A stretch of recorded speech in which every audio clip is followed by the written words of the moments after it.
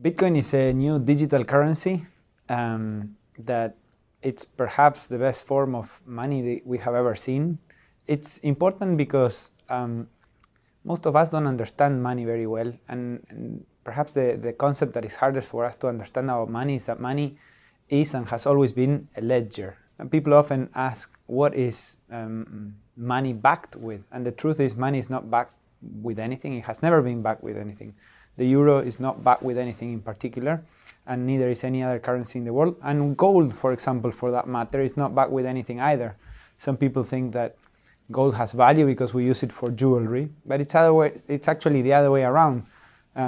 Gold is valuable because it's very scarce, and because it's very scarce, it has been the best ledger we've found in 5,000 years. In Bitcoin, we have something that is as good a ledger as gold, meaning that it's incredibly scarce. There will never be more than 21 million Bitcoin. It's even more scarce than gold.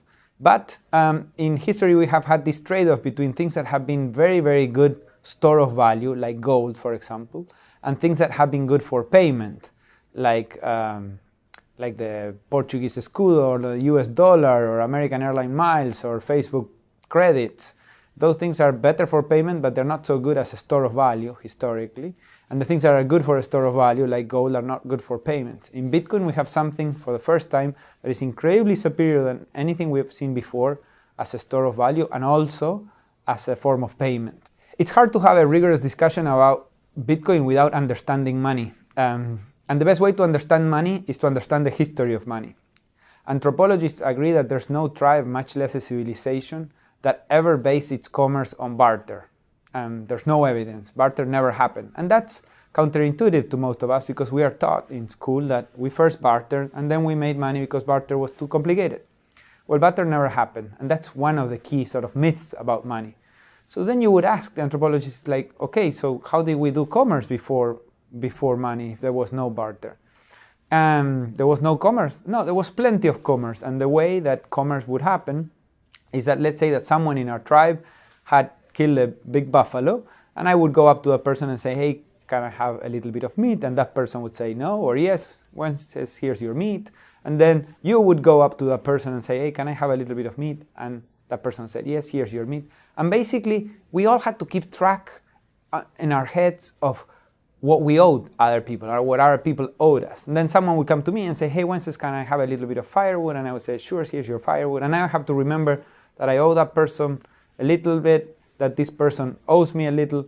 And we all went around about our business with these ledgers in our minds of who owes us what and what do we owe to whom. Very subjective system.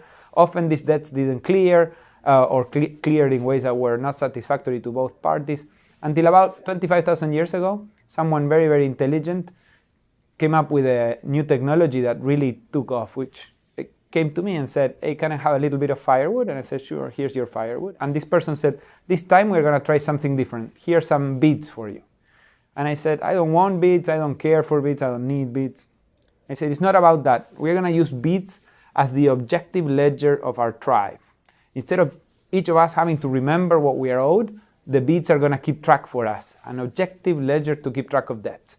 And it was such a successful technology that it took off, and in a couple thousand years, it became impossible to find a tribe or a civilization that didn't have some form of objective ledger. In some cases, it was 1-pound shells. In other places, it was salt. In other places, rocks or beads. But this form of keeping track of debts with an objective ledger took off. And anthropologists go as far as saying that if you describe a tribe's environment in detail, they can predict what's going to emerge as an objective ledger, as money, because it's always something that has 6 qualities, the most important of which is that it be scarce. And it makes sense because if it's not scarce, we can create, if we were to use 3 leaves, for example, we could create debts owed to us out of thin air, and that wouldn't be good, that wouldn't be a good ledger.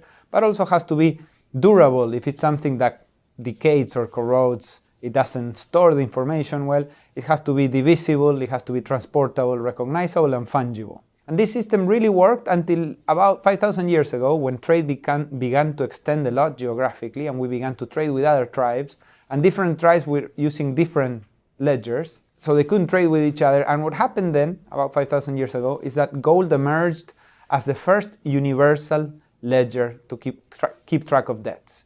And it was gold because it was universally scarce. That was the most important consideration. But also it was very, very durable, fairly divisible, transportable, recognizable, and fungible.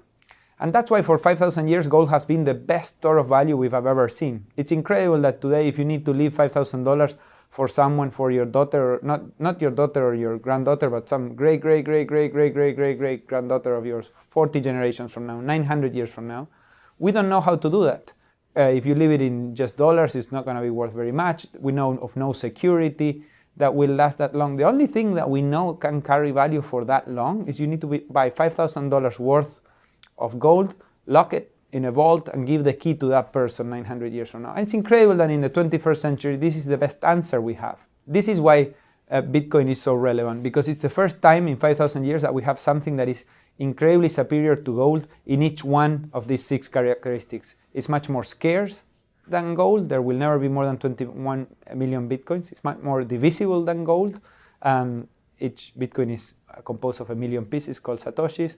It's much more durable, divisible, transportable.